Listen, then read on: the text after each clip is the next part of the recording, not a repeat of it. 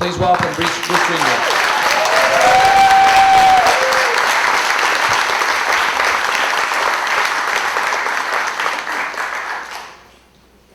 Want to go camping in Vermont? I've camped since I was a kid, so absolutely, of course, yeah. You have or you have not camped since you were a kid? Oh, I have. My parents camped on their honeymoon. Uh-huh. Yeah. Is that right? Yeah. Great. Sometime I'll tell you my honeymoon story, but didn't go so well. We have a couple of special mementos of the Middlebury New Filmmakers Festival for you, Bruce. Wow. The VTeddy Award, which we can have shipped by tractor trailer to California if you would like.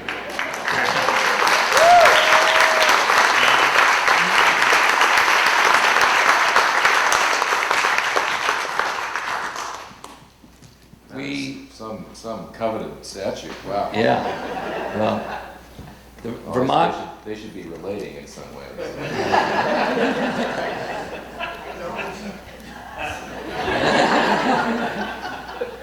It's the. What?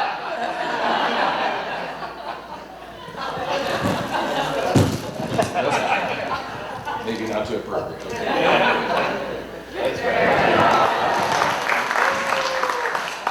Perfect. Vermont teddy bear is a particular item from the state of Vermont that has become sort of well known around the country. So that's. Well, thank you very much. Now I've got two of them. Yeah. I mean, it's really been our pleasure to have you here for the last couple of days, and you know, to look at last night's film, The Sweet Hereafter, which is really an extraordinary picture, and to see you again this morning, a more recent film. There were some problems with the sound, and I apologize for that. Were you here for the whole screening? Yeah. Ambient sound at some point was very loud, and it tended to. Early on, some of the dialogue got a little bit swallowed, but Yeah. Anyway, so I'm sorry about that. We did a thorough tech check beforehand. It was identified, I guess, early on as a problem, maybe with the disc or whatever. But you got the gist, though, right? Yeah. Well, it's a largely visual film, which is nice. And really, both characters go through a complete metamorphosis, really, which is, you know, it's a simple film, but you both track these parallel tracks, and where she obviously is trying to cross the line a couple of times, and you both end up in a totally different place, and it's a sweet story. As I said to you on the phone when we talked, it's nice to see a non-predatory older white male for a change.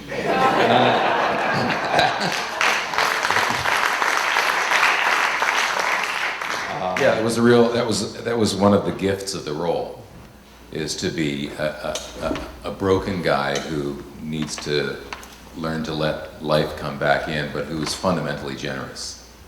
And it's not often that a character's fundamental trait is generosity, even though it's buried within this shell of inaccessibility. Yeah, but you portray it with so many different nuances, and as I say, the development that takes place, and you have a great face. Anybody ever tell you that? I'm really. It's getting like such an old paper bag now. I'm kind of tired of looking at it.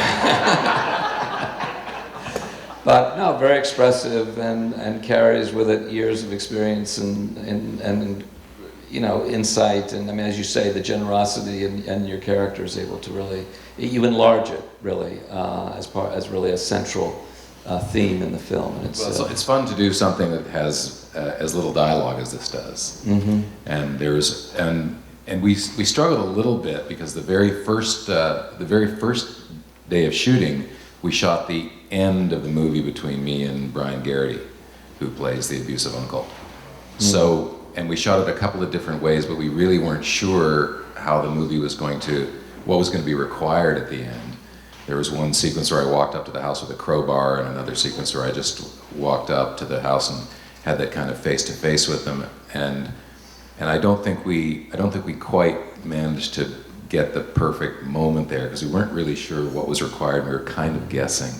Mm-hmm. And but of course, for him to take the law into his own hands in that moment would have been abusive to her and wouldn't have solved the problem. So it's that it's him wrestling with that moment about whether to do what's boiling in his stomach, or whether to, you know, restrain that impulse and deal with it another way with her front of mind. Yeah, I thought it played well, and in some ways, to have taken the law into your own hands would have played a little bit into a cliche, I think. But what it was sort of saying partly is, I know where you live. I know who you are, and you know that should hopefully be enough. It was interesting to hear. Maybe I mistook it, but it seemed to me like now and then when an open vista happened, you could feel the audience go, you know.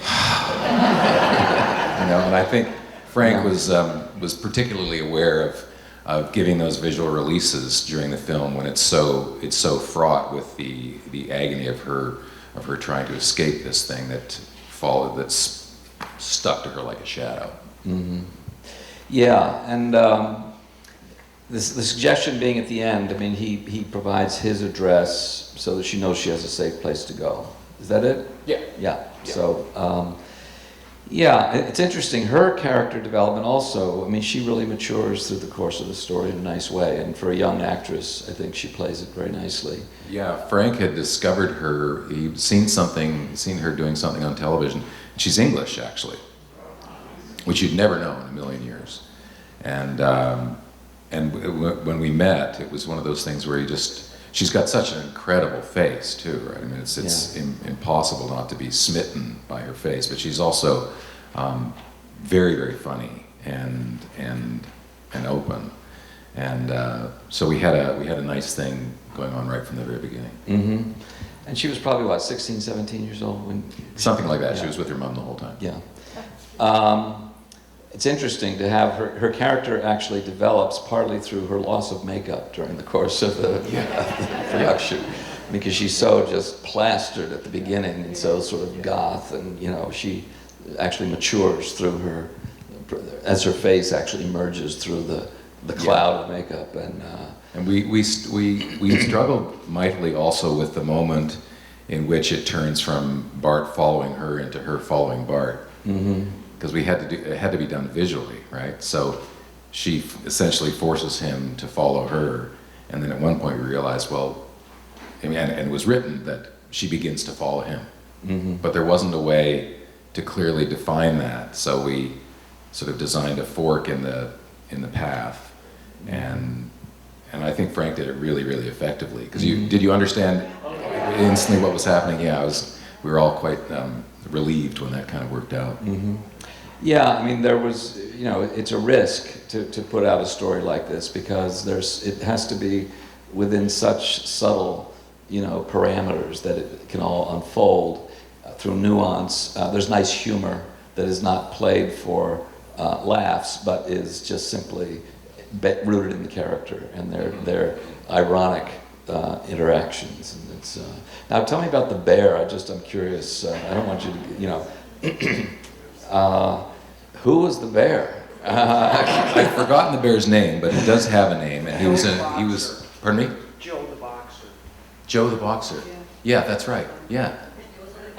So yeah, he's in a huge sanctuary up there, and along with several others, and there was the strange thing there was a couple of trainers there, and they drove us in to the compound in the bucket of a front loader.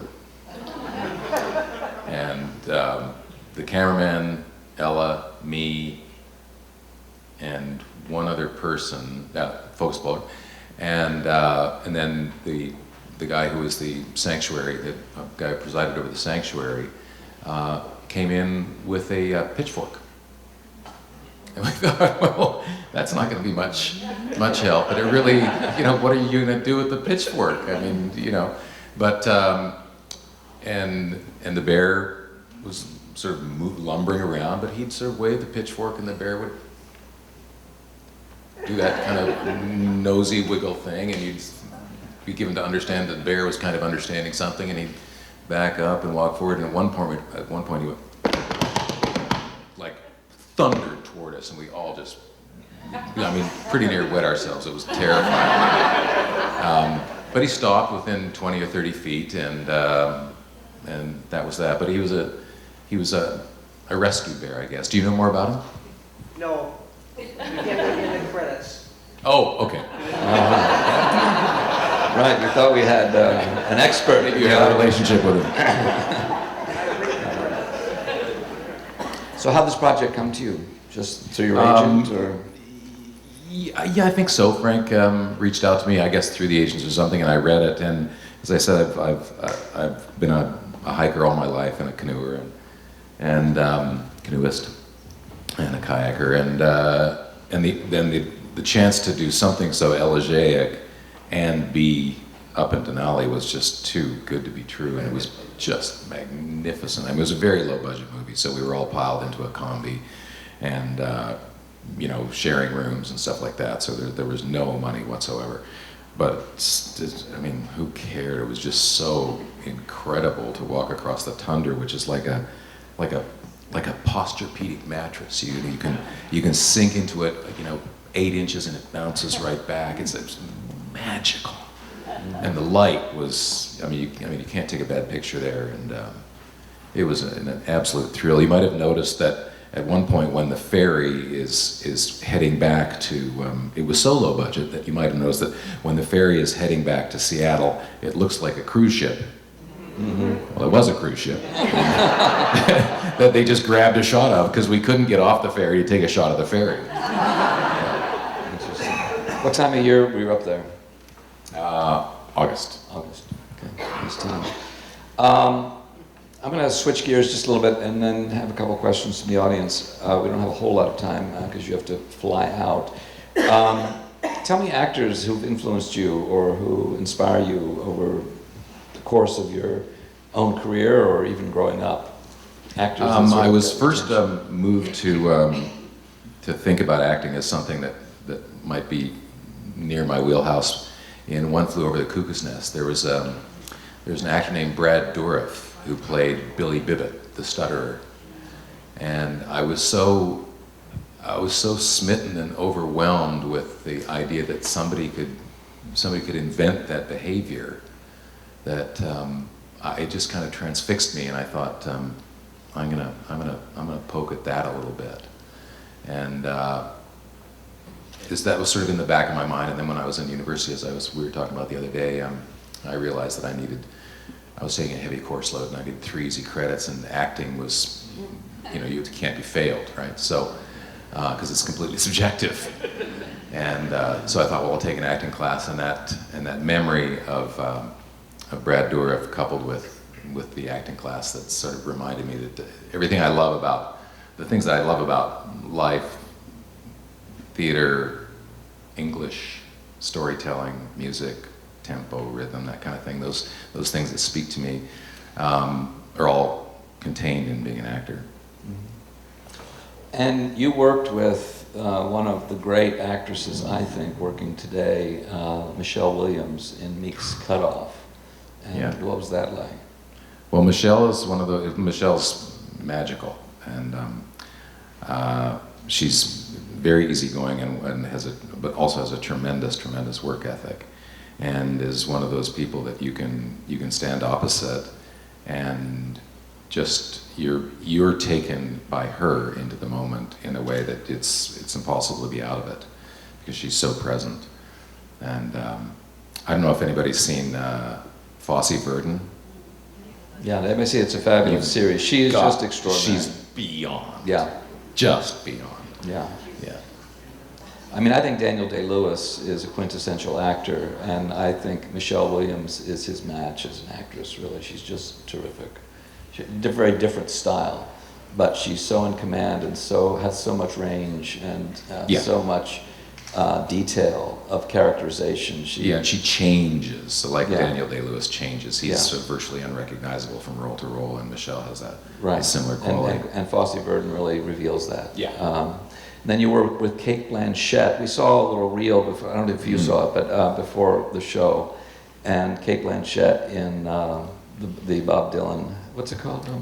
I'm Not There. I've worked Not with Kate There. a couple of times. Yeah. Uh-huh. Yeah. Yeah, she's also extraordinary, I think. And Yeah. so, So I remember walking onto the set when we were doing I'm Not There, and I walked into a big warehouse, and they were doing a shot, I think it was just a photo shoot for an album cover with Kate as Dylan, and it was shooting in Montreal, and there wasn't a lot of money either, and it was a great big empty warehouse full of sort of hideous dripping things that you didn't want to get touched by, and this cavernous dark hole, but at the end of this hole was a white light, and she was backlit, and she had that hair, and she was just smoking a cigarette, and just the profile alone from 100 yards away in this huge warehouse, you just go,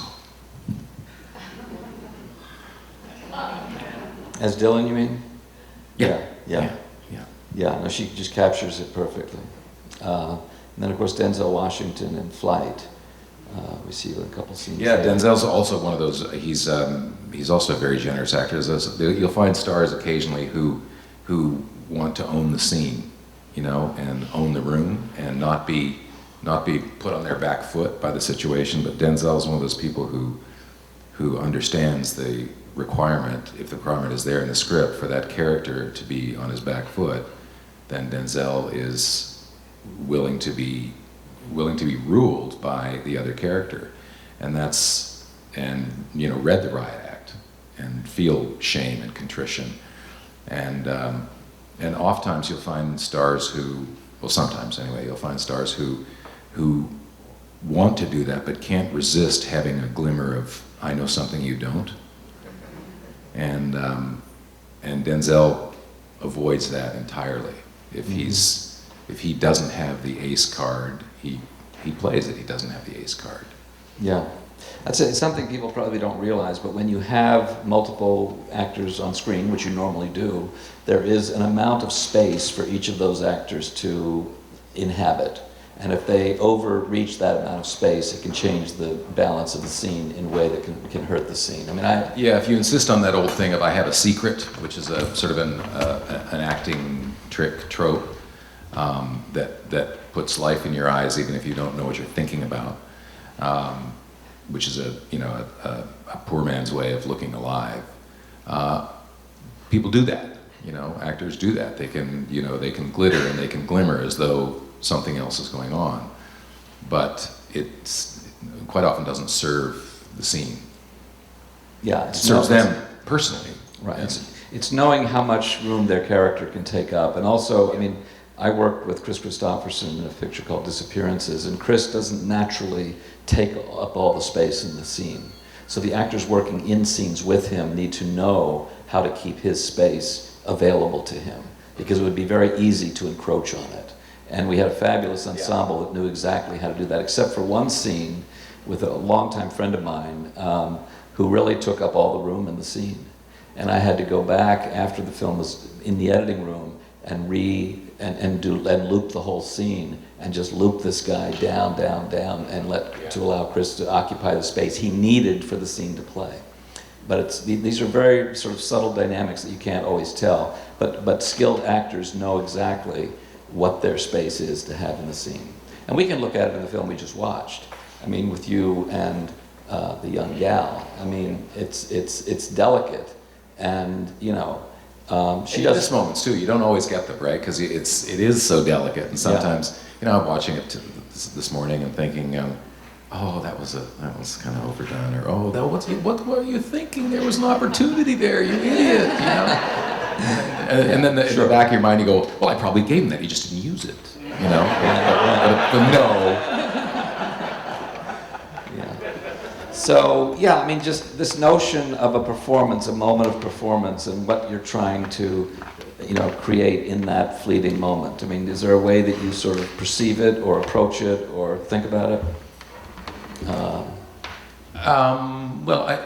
I'm not quite sure what you're asking. Well, I mean, there's preparation, there's the beginning, you know, and then there's the moment in the scene where you're listening and you act it instinctively and just, you know, is it a matter of trying to shape something that you know, or is it a matter of releasing something that you have no idea what it is? Let's maybe just It's ask that more the question. latter, and hoping that you can do it a few times, and hoping that in the edit they can, for me anyway, that they can sculpt you.